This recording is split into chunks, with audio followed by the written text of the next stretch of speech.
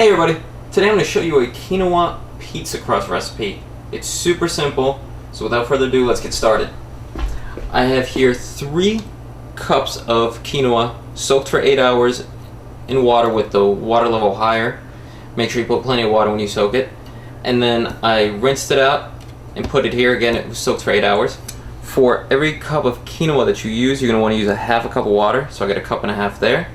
And then these two, the water and the quinoa, are the basic ingredients. Then you can season how you like. I put crushed red peppers, black peppers, garlic powder, and oregano. So the next step is real simple. You just need to have your quinoa in a food processor, add your water, add your seasonings and spices.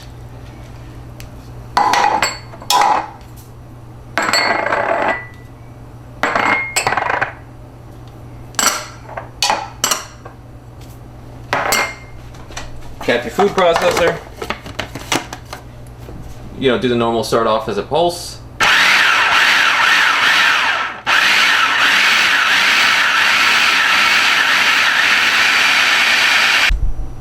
Alright, I got it all mixed. It's like a batter. This looks a little watery to me, but we'll see when we pour it out. I left it in the food processor for quite a while. You're going to try to get all the pieces just to like a pancake batter.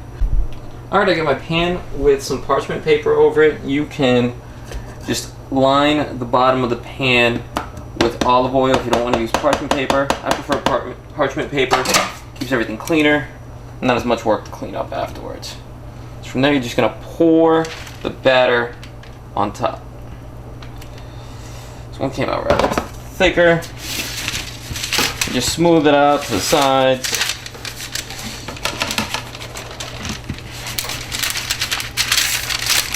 Get it as thin as you want. From there, make sure that your oven is preheated to 450 degrees. And this one, since the size, I'm probably going to let it sit for about 15 minutes before I think flipping it or leaving it the same way. Alright, for the extra batter, I'm actually going to make smaller ones. So I got another pan that I spilled on. With the parchment paper down, of course. You can use oil if you like.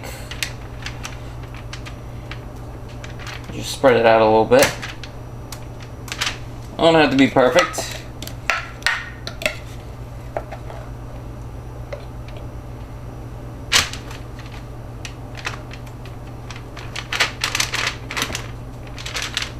Just let the crust spread out.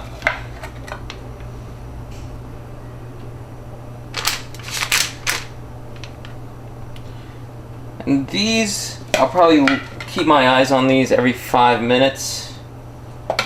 Checking the size. So I'm going to throw these in the oven. Again, that's at 450 degrees. All that good stuff. And these, again, I'm going to check about every 5 minutes. Alright, so I pulled out the smaller ones at about the 10-minute mark. Just going to flip them over.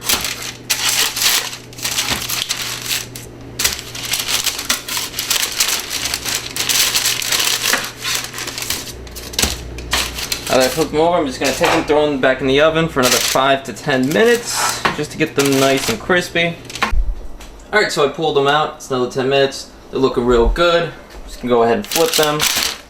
This is how I'm used to top them. You can use however you like. This, I like it's just a little more grainy, grabby kind of. I'm going to let these sit and cool while the other crust is still cooking. These took about 20 minutes. Alright, so I pulled out the bigger crust. I flipped it onto a piece of parchment paper.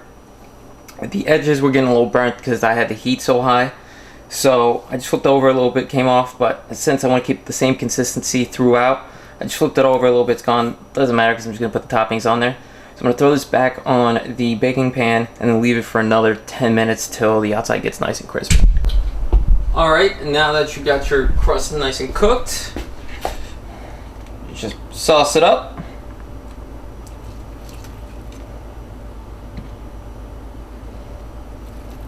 I did make this sauce from scratch.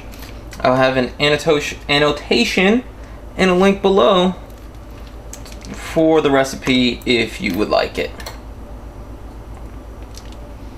Alright, spread your sauce on thin.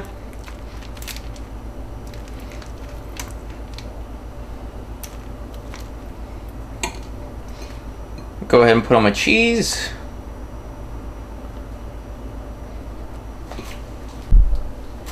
Alright, now that I got my cheese, I'm just gonna throw on some onions. Not going too crazy on ingredients.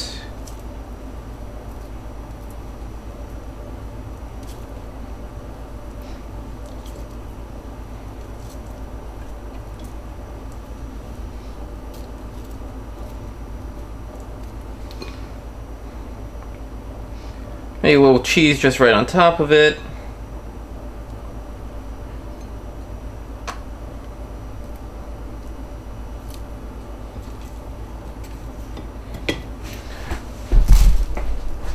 From there, I'm going to take this, throw it in the oven until the cheese is melted. Alright, I'm going to take the little ones, do the same thing. Put a little bit of sauce on them. From there, throw on some cheese. Alright, from the cheese, just add my topping again. It's only going to be onion. Just add some onion on top of there. After I've added the onion, I'm just going to go ahead and do the same as like the big one. And leave it in the oven until the cheese melts. Alright, we got the cheese all melted. All you gotta do is just cut it. You got a really beautiful and gorgeous looking quinoa crust pizza. It's real delicious, a lot of protein, and just a healthy alternative to pizza. Obviously it's not the same consistency, but to me, it's pretty tasty, pretty awesome, and you have the flexibility to add all the different ingredients and do little things there. You can definitely play around with it, and I think it's quite awesome. Alright, so these are the little mini personal pizzas. Just great, just an awesome source of protein, and they look just so beautiful. You can go ahead and plate it. It's great for a little snack. And it's just an awesome idea. Just look at that. It looks gorgeous. I hope you enjoy. Hope you make this recipe, make your own little twist to it, all that good stuff, but most importantly, make a meal out of it. Alright, so I pulled it up. I